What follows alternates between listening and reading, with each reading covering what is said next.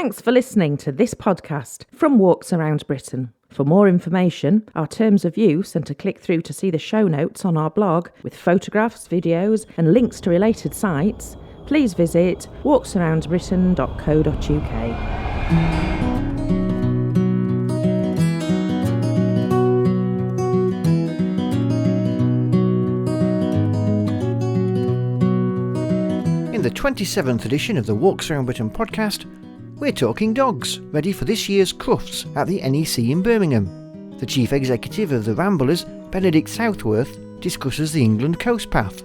And it affects a lot of animals. But there's a specific species of lungworm which just is only found in dogs. Comedian Bill Bailey encourages us dog owners to be lungworm aware.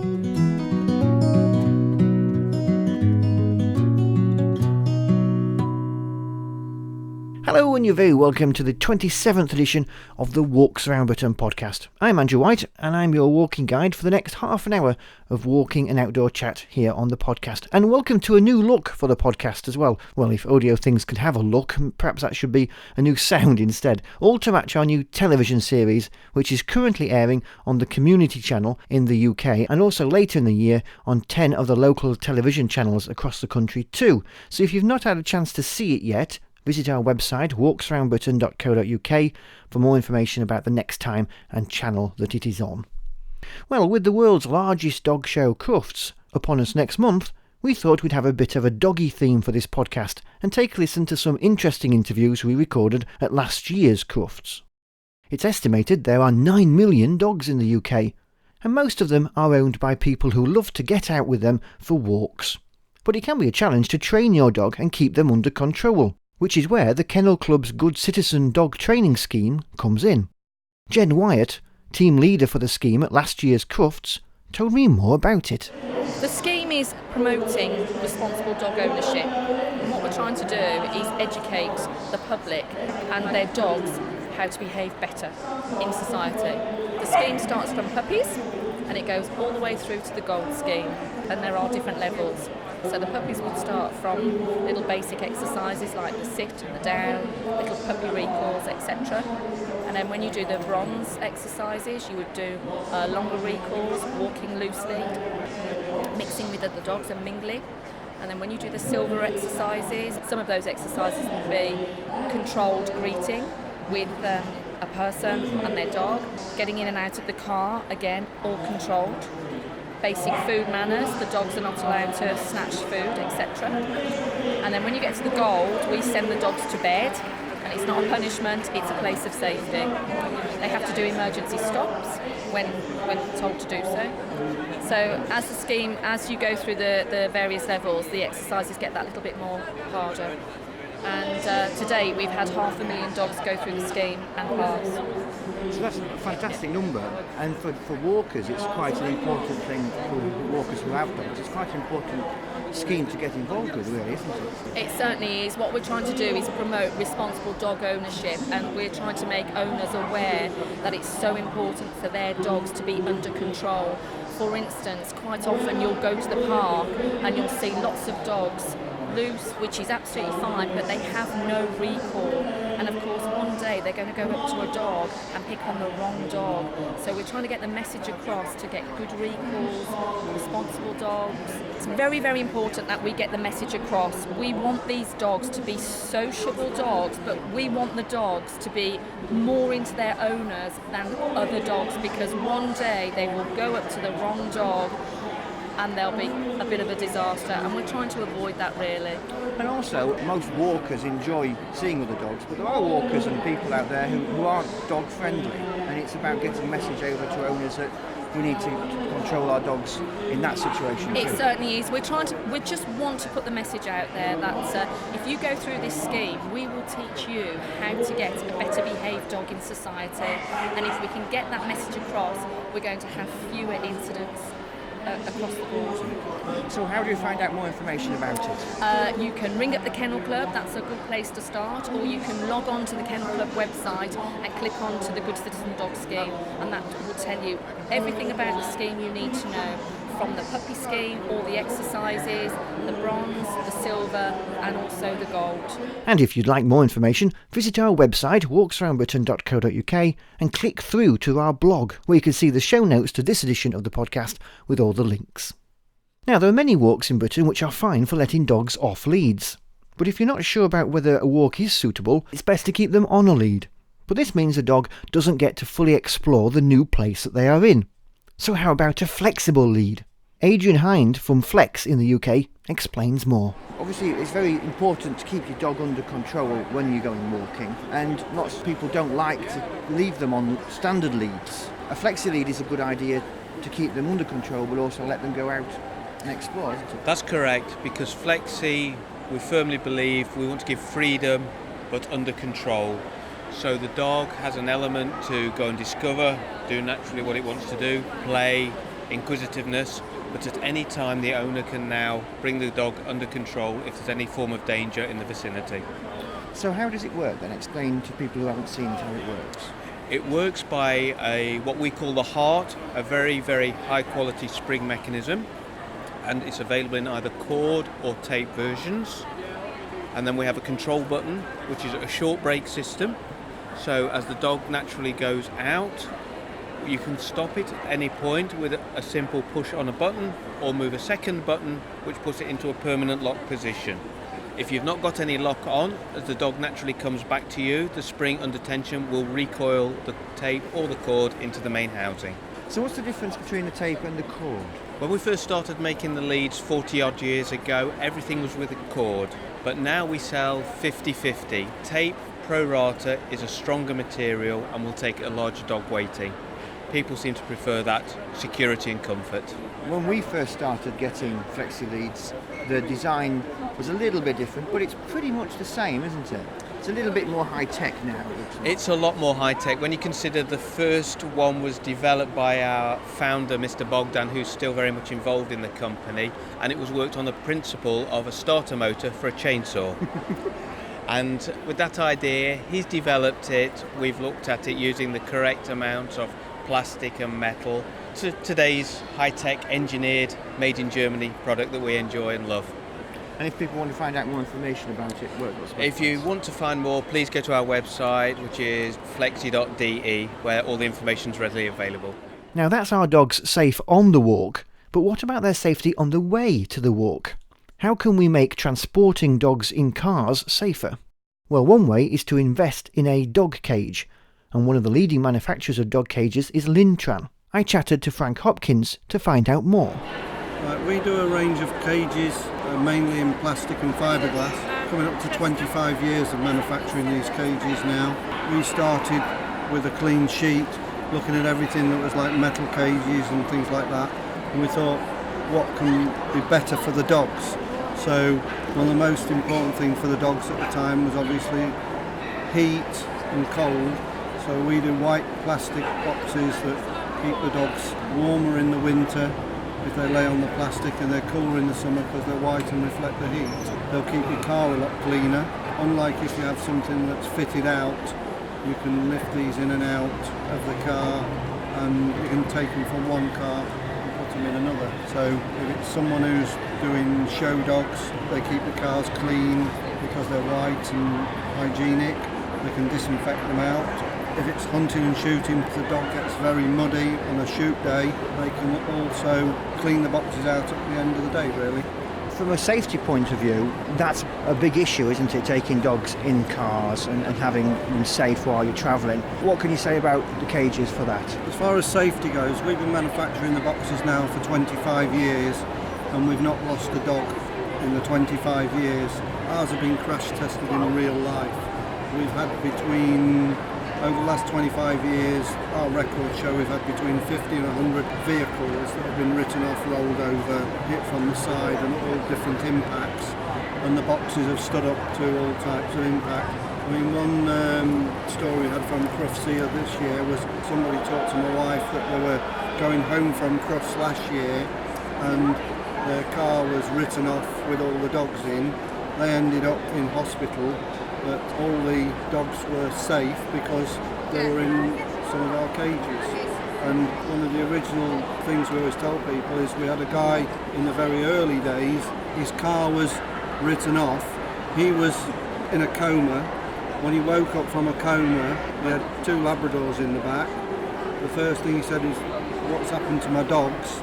And when he spoke to people afterwards, they said, the fire brigade had said, the dogs they just lifted out the back in the box and put them on the side of the motorway, and he ended up going in an ambulance helicopter to have treatment, and as I say, he was in a coma for over, I think it was 2 weeks.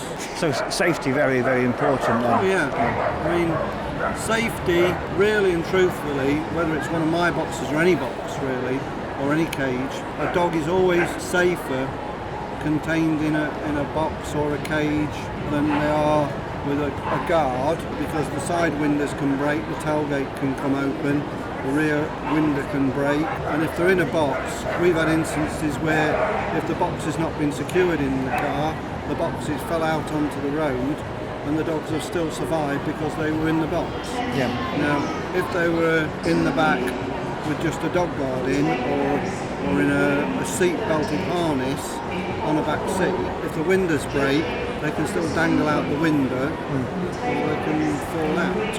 And also you've got safety for the occupants of the for the driver. Because obviously a dog loose in a car is a missile that's going to end up through the front windscreen. So how do you order them for different sorts of cars then? We have a range of about 20 or 30 universal models. We also have a bespoke range. We also do kit outs for things like Isuzu, Subaru, Steeds, 4-wheel drives and pickups, Range Rovers, and then we have a bespoke range which we would do for, like we did 350 vehicles for the RSPCA National Fleet. We did all the boxes that carried the bomb dogs for the Olympics. We did over 100 dogs worth of vehicles for the Olympics. So we've got a coach building shop and facilities to do, from a basic online order for over the phone order for a simple box, right up to fitting an emergency services vehicle out for the fire brigade, police or rescue. So if you're a serious walker, you're taking your dogs out for a walk, these are something that you really ought to consider. Oh yeah, definitely. We do all the accessories and equipment that go with that. If it's hunting and shooting, we do some of the training equipment. If it's police or security, we do harnesses and things for that. If it's a pet walker, we do a light, a special light that can be fitted to the dog, and you can see it up to a mile away. So if it's dark and the dog runs off in the woods, you know, it's all things like that we try and build around the products. If you want to find out more information, what's the best way of getting in touch? They can just go online to lintran.co.uk. They can ring us. We'll only be too pleased, or better still, if they're around Crufts or not at Crufts, come to Crufts and see us. Frank, thanks very much. Okay. Thank you. Now, we can recommend Lintran because they're the cage that we use to take our dogs everywhere in our car, but other manufacturers are available, so the best way to decide what might be right for you is to visit a dog show and have a look at the various makes, models and their prices all in one go.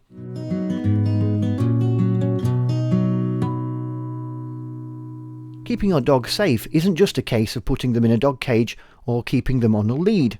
There are a whole host of nasty critters to watch out for when you are taking your dog out for a walk. One particularly nasty one is Lungworm, and last year comedian Bill Bailey was on hand to explain more.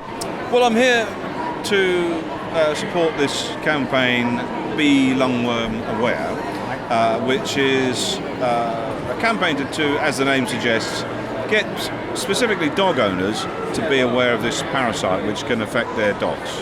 And it's been around for a while, obviously, and it affects a lot of animals, not just dogs. But there's a specific species of lungworm which just is only found in dogs. And the reason that we're here, and the reason for this campaign, is because it's on the rise. And it has been around for a while, but only recently I think there's been some surveys conducted by Royal Veterinary Society and a survey of veterinary practices. And they found that it's now throughout the UK. Right. So it's now a bit more of a serious problem, and it's now where everyone should sort of sit up and take notice. So is it more areas of the UK than others? There are. In fact, actually, if you go to the website, www.lungworm.co.uk, there's actually a map of all the sort of areas where it's most prevalent. So as dog walkers, that's a really big thing to look out for and be aware of, isn't it? Sure, absolutely, yes. I mean, specifically the nature of it, how the dog picks up the parasite is through eating slugs and snails. And the lungworm itself is carried in the slug and the snail. So sometimes, I mean, it's not something that dogs necessarily eat, as a matter of course, but they might by accident. They might drink from a puddle which has tiny slugs or snails in it. It doesn't have to be very big for them to ingest the parasite. So you just got to be aware of it. I think, it's something which you can talk to your vet about. I think that would be go to the website and sort of find out a bit more about it. And what sort of symptoms do they bring about if they have? Well, there's a range of symptoms. The trouble is because it affects dogs in lots of different ways. It can sometimes be quite difficult to pick up straight away. The dog will sometimes will be coughing. Sometimes will just look a bit out of sorts. If you're a dog owner, your dog's there's something not quite right. He's off his food, or there's a weight loss, a bit of bleeding. Perhaps they get a cut and the bleeding doesn't stop initially. A range of symptoms which collectively will point to lungworm. And a good thing to look at the website then. Absolutely, yes. Check the website out. Check out the symptoms. I mean, I think the thing is to find out about it, find out how it can be. The dogs can pick it up, and look out for the symptoms. Lovely. Thanks, Bill. Thank you. You're welcome. And for more information about going walking with your dog, visit our website walksaroundbritain.co.uk. Now, other than our dogs, another famous dog who likes the odd walk is Reuben, the faithful friend to the TV broadcaster, explorer and marine biologist Monty Halls. Given their base is in Dartmouth, the last time I chatted to Monty, I asked him about what their favourite walks were along the southwest coast path. Well, where to begin? I think there are a great many, and particularly I speak as a southwest boy, so I know a fair few of them. I think close to home for me, we've got a walk that's Scabbercombe Beach to Dartmouth, and I live in Dartmouth, and that's a walk of about 5 miles, but it's a particularly gnarly 5 miles. It's the roller coaster of the southwest coast path. It keeps you in great shape walking that path because you're obviously up and down the cliffs. We've got this very convoluted coastline. So Scabbercombe to Dartmouth is certainly one of my favourites. There's another one, the Loo Bar, which is Helston in Cornwall. Yes. And it basically sort of follows the line of the river, the estuary there, and you cross over at the bottom across the bar itself, and hence the name of the walk. This beautiful sandbar, and then you walk back up the other side, and you're going through some lovely wetlands. You go through beautiful pine forests. It's a really spectacular part of the path. And also, I think if you're looking for something a real thigh burner, you have to go a long way to beat sort of Linton and Lynmouth, around that area on the north coast. Yes. But then, of course, you've got Croyd and Bantham as well. I beg your pardon, Croyd and Braunton and Saunton. Again, wonderful open stretches of beach, sort of mile, particularly Saunton, mile after mile of beach. So, yes, there are a great many. So is Reuben a big fan of the beach?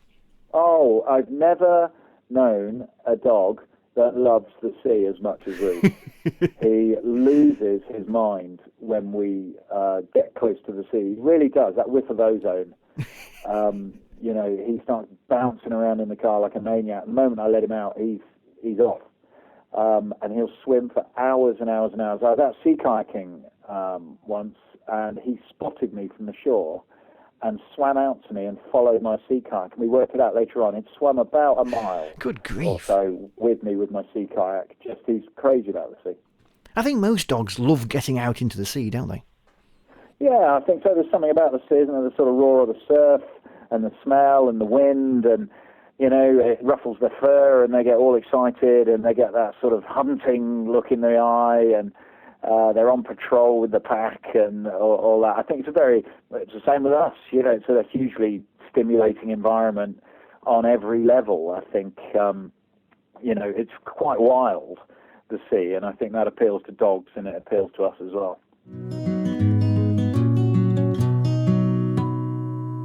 Now, back in 2006, plans for a coastal path all around Wales were announced.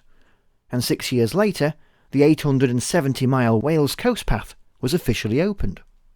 In 2007, the England Coast Path was announced. Fast forward 6 years to 2013, and only 20 miles of this new path around England's coast had been completed.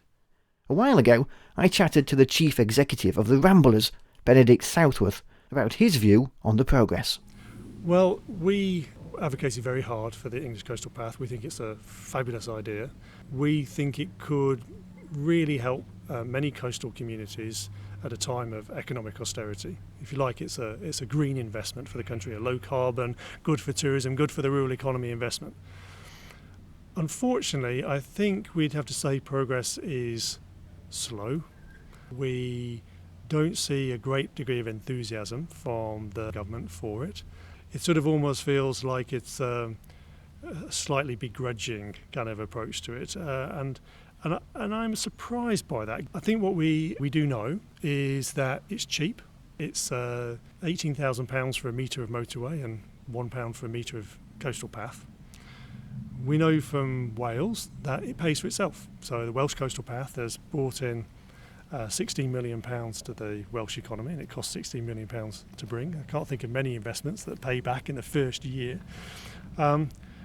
We know that it can do something slightly more than just something sort of economics. I mean, we all fall back on economics trying to convince the government, but I think it's about something more. I think it's about being an island nation. It's about having something that connects us together. It's about rediscovering the third of the English coast that we don't have access to. And so I make the economic arguments, but I think there's also just a straightforward emotional argument. This is a cheap investment to get us back to the coast, to allow kids to paddle in the beach, to allow people to walk from one community to the next. And I think it's something that we should be grabbing with both hands as a country. I think we should have been looking to the Welsh experience and kind of going, my God, look, it works. And instead we seem to have looked at Wales and gone, well, it works, but we're English. Do you think that it's part of the problem here is the fact that England as a nation doesn't have its own parliament? Is this part of the problem? Are we having a great thrust from Wales because it was a Welsh initiative? Well, I think it's no doubt that the Welsh government has been grabbing its new powers with great glee and doing some quite impressive stuff in terms of setting a vision for how kind of the nation of Wales should develop, in terms of it's had low carbon strategies and healthy Wales and all sorts of stuff. And it's a smaller country, therefore it's able to integrate its stuff more effectively, perhaps. I think we're gradually groping towards an English identity. I think the British and the English conflation of identity has been going on for so long. And I think that sometimes decision makers do overlook something that is English. And I think the Coastal Path could be a kind of a flagship English project. If we're going to reinvent ourselves in the light of devolution, what makes us quintessentially English? And on a day like today, when you're looking around the Peak District and you're looking at the walkers and you look at the way people engage with nature, you think, well, that's quintessentially English. Let's open up the Coastal Path, let's open up the coast, and let's re-engineer or reinvent an English identity around our ability to get out there, get outdoors on foot. Because going out from our coasts, defending our nation, but also exploring other lands has been also part of our identity as well, hasn't it? Well, we're an island nation. The sea and the coast has played such an important part in our history, and we can manage to make a 10 TV series about our coast, and yet a third of the coast in England is cut off from people. I think people from overseas, when I tell them that, are astonished. I think they think we're crawling over our coastline every minute of every day. I think we're missing a trick. And coming back to the economic arguments, it's a very cheap, very good investment for this country in its rural economy, coastal communities, tourism, and physical health and well-being. And it's basically about the price of a mile of motorway. If you're going to meet some of these landowners who are in England quite resistant to this. How can we get them to change their views that opening some of this land up would be in their interests? Well, I think what I would say to landowners who are afraid of having the path across their land is that we've been able to do it successfully in Wales. We're not, there's not a massive groundswell of people in Wales shouting foul. Things have worked out fine. The other thing to say is that although people live on their own farm or their own piece of land, they are part of the community, and everybody wants a vibrant local community to be part of. And having a coastal path is one way. It's not the only way, but it's one way of bringing much needed sort of economic benefit, bringing people in to a community. And I think we forget that marginal things, small things can make a difference. If a few walkers a day can tip the balance to keeping the bus service open, the pub open and the post office going, then that is an amazing difference for the community. And I walk regularly, and I walk time after time, particularly in some parts of the southeast of England. I walk through village after village which have been turned into commuter villages. There's no pub, no post office, and you just think that these communities have lost something. The government has since pledged extra funds and made a commitment for the England Coast Path to be completed by 2020. So with only 4 years left, we'll be reporting on its progress in future editions of the podcast. Well, that's all we have time for on this edition of the podcast. I hope you've enjoyed it. If there's anything you'd like us to cover on a future edition of the podcast, please email us. The address is podcast@walksaroundbritain.co.uk. And don't forget you can follow us on Twitter and on Facebook and a range of other social media sites too. For all the information, visit our website, walksaroundbritain.co.uk. Until next time, thanks for listening and happy walking.